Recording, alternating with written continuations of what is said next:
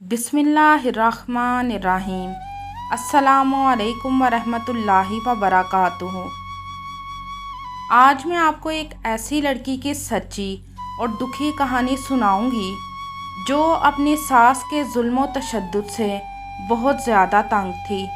क्या वजह थी, क्यों एक सास अपनी बहू पर इतना जुल्म कर रही थी? जानने के लिए कहानी एंड तक ज़रूर सुनिएगा। तो कहानी शुरू करने से पहले आपसे गुजारिश है कि आप मेरे चैनल हमना वॉइस को ज़रूर सब्सक्राइब करें और साथ दिए गए बेल आइकन को भी लाजमी क्लिक करें ताकि फ्यूचर में आने वाली मज़ीद ऐसी वीडियोस की अपडेट्स आपको मिलती रहें। एक लड़की जिसका नाम आमना था। आमना एक यतीम लड़की थी। आमना एक फैक्ट्री में काम करती थी। एक दिन आमना की मुलाकात अमीन से कपड़ों की फैक्ट्री में हुई थी। आमना और अमीन दोनों पढ़े लिखे थे और समझदार भी थे। दोनों एक दूसरे को बहुत चाहते थे। अमीन अपने भाई और माँ के साथ रहता था। अमीन की अम्मी का नाम कुबरा और भाई का नाम नवीद था। एक दिन कुबरा अपने छोटे बेटे नवीद से कह रही थी कि मैंने अमीन के लिए बहुत अच्छा रिश्ता देखा है। लड़की अमीर है, वो अपने साथ बहुत सारा जहेज़ लाएगी तो हमारे घर की शानो शौकत और बढ़ जाएगी। तो नवीद ने कहा, अम्मी लेकिन भाई तो किसी और लड़की को पसंद करते हैं और उसका नाम आमना है जो हमारी साथ वाली गली में ही रहती है और वो तो भाई के साथ फैक्ट्री में काम भी करती है। इतने में अमीन भी वहाँ आ गया और अपने कमरे में जाने ही लगा था तो उसकी अम्मी ने कहा, अमीन बेटा ये तुम छुपके छुपके क्या गुल खिला रहे हो? तो अमीन ने कहा, अम्मी ये आप क्या कह रही हैं? तो अमीन की अम्मी ने कहा, सुना है आजकल तुम दोपहर का खाना किसी लड़की के साथ खा रहे हो। तो अमीन ने कहा, अम्मी ऐसा कुछ नहीं है।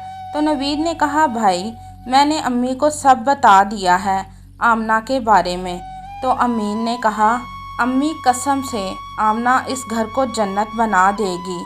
तो अमीन की अम्मी बोली, फैक्ट्री में काम करने वाली लड़की ठीक नहीं होती और ना ही मैं करूँगी गरीब और भीख मांगने वालों में शादी अपने बेटे की।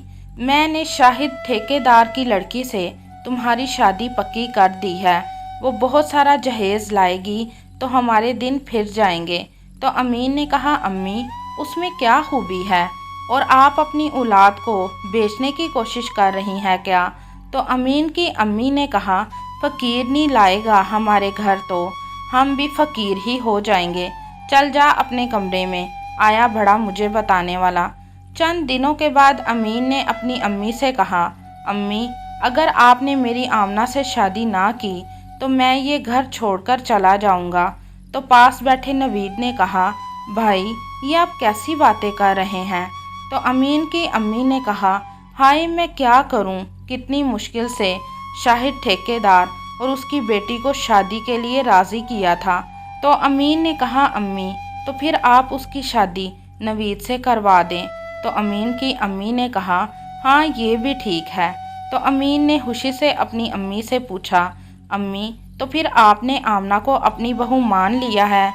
तो उसकी अम्मी ने कहा, मैंने दिल से नहीं माना। तो अमीन ने कहा, चलो ज़ुबान से तो मान लिया है ना, दिल में आमना खुद ही जगह बना लेगी। फिर नवीद और अमीन की शादी एक ही दिन हुई थी। अमीन की शादी आमना के साथ हुई थी जिसका कोई अपना इस दुनिया में नहीं था और नवीद की शादी शाहिद ठेकेदार की बेटी हुमा के साथ हुई थी। अमीन की अम्मी अमीन की शादी से इतनी ख़ास खुश नहीं थी क्योंकि आमना अपने साथ सिर्फ ज़रूरत का सामान ही लाई थी जो उसने खुद मेहनत करके बनाया था और हुमा के सर पर चूंकि वालदैन का साया था और वो अपने साथ कुबरा की सोच से भी ज़्यादा जहेज़ और ज़ेवरात लाई थी। आमना और अमीन बहुत खुशी से ज़िंदगी गुजार रहे थे। एक साल बाद आमना को अल्लाह पाक ने बेटी की रहमत से नवाजा। आमना ने उसका नाम हानिया रखा था।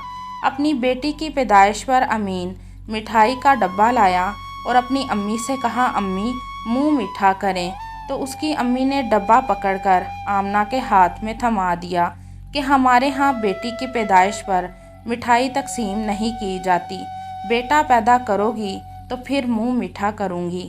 ایک دن امین کی امی ہما کے کمرے میں گئی تو ہما لیٹی ہوئی تھی۔ وہ اپنی ساس کو دیکھ کر کہنے لگی، امی کتنی دفعہ کہا ہے آپ کو اندر آنے سے پہلے دروازہ نوک کر لیا کریں۔ تو امین کی امی نے کہا، اچھا بیٹی میں معافی مانگتی ہوں۔ اچھا تم یہ تو بتاؤ تم ڈاکٹر کے پاس گئی تھی؟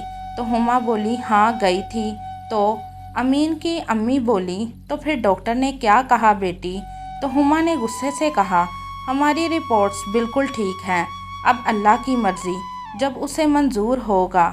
اتنے میں نوید بھی وہاں آ گیا تو اس کی امی اسے دیکھ کر وہاں سے چلی گئی اور ہما نوید سے کہنے لگی، آپ امی کو سمجھا دیں، ایسے ہی آ کر مجھے پریشان کرتی رہتی ہیں۔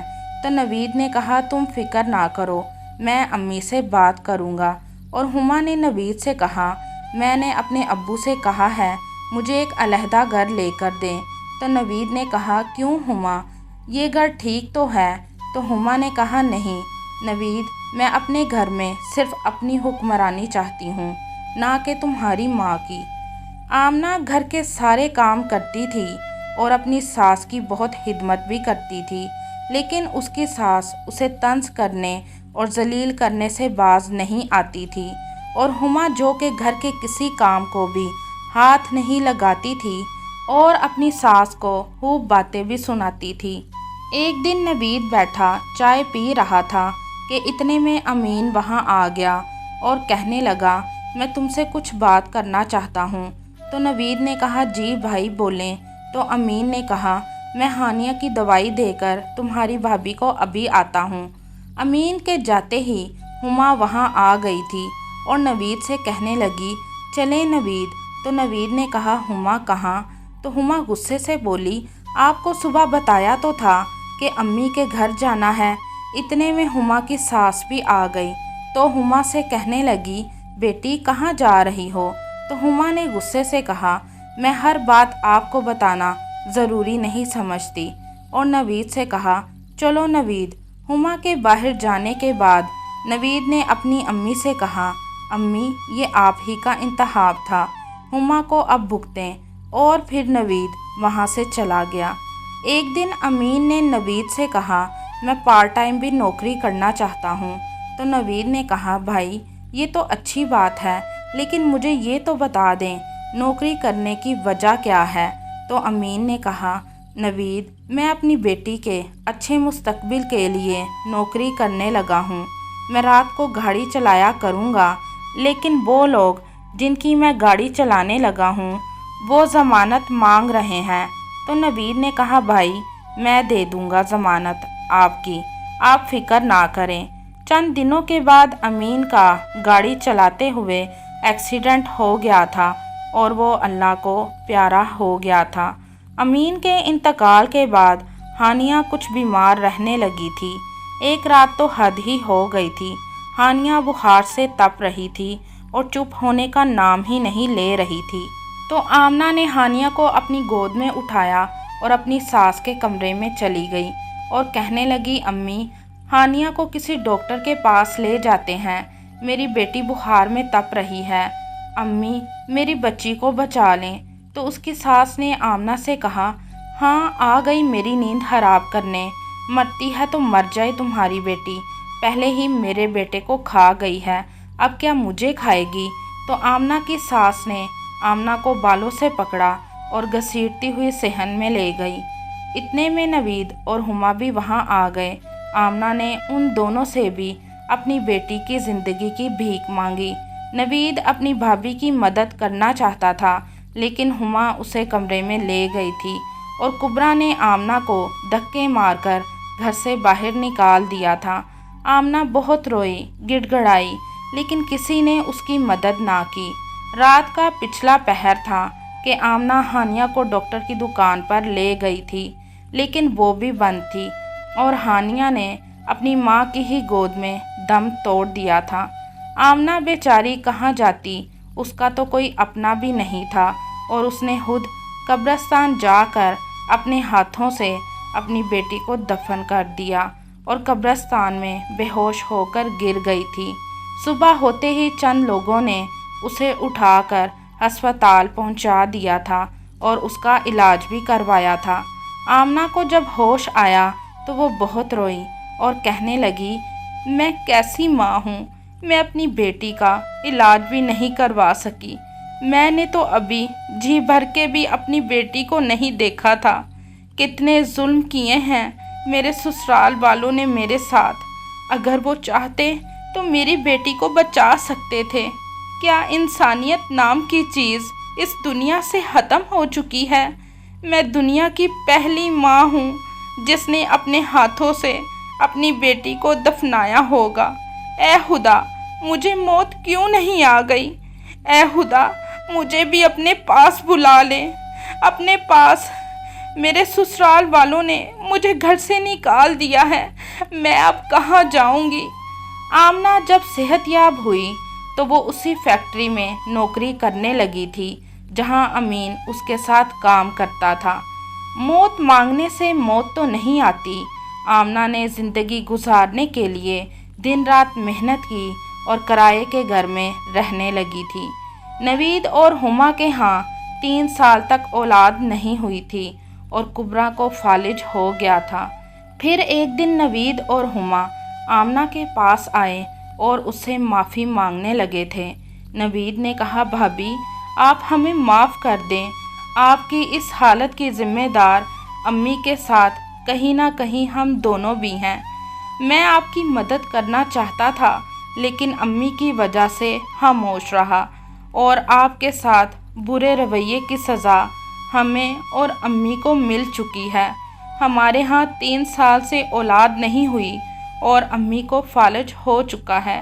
وہ بہت شرمندہ ہیں، انہوں نے ہمیں آپ کے پاس بھیجا ہے۔ وہ اپنی زندگی کے دن بہت مشکل سے گزار رہی ہیں۔ نوید کی سب باتیں سننے کے بعد آمنہ کی آنکھوں میں آنسو آ گئے تھے اور وہ نوید کو کہنے لگی، مجھے امی کے پاس لے چلو۔ پھر نوید اور ہما آمنہ کو اپنے ساتھ لیے گھر آئے تو کبریٰ نے بہت مشکل سے ہاتھ جوڑ کر آمنہ سے معافی مانگی تو آمنہ نے کہا، امی میں نے آپ کو معاف کیا، اب میں آ گئی ہوں نا تو آپ جلد ہی صحت یاب ہو جائیں گی۔ اس سے پہلے کبریٰ کچھ اور کہتی وہ اپنی آخرت کو جا پہنچی تھی۔ کبریٰ اتنا تو جان گئی تھی کہ میری پسند کی ہوئی بہو ہما مجھے اپنے جوتے کی نوک پر رکھتی ہے، جبکہ آمنہ میری بہت عزت کرتی ہے لیکن میں نے اس کی قدر نہیں کی ہے۔ آمنہ کے سسرال والوں نے جو آمنہ کے ساتھ کیا انہیں اس کی بہت بھیانک سزا ملی تھی۔ کیا آمنہ نے انہیں معاف کر کے ٹھیک کیا تھا؟ آپ بھی اس کہانی کے بارے میں اپنی رائے کمنٹ میں ضرور بتائیے گا۔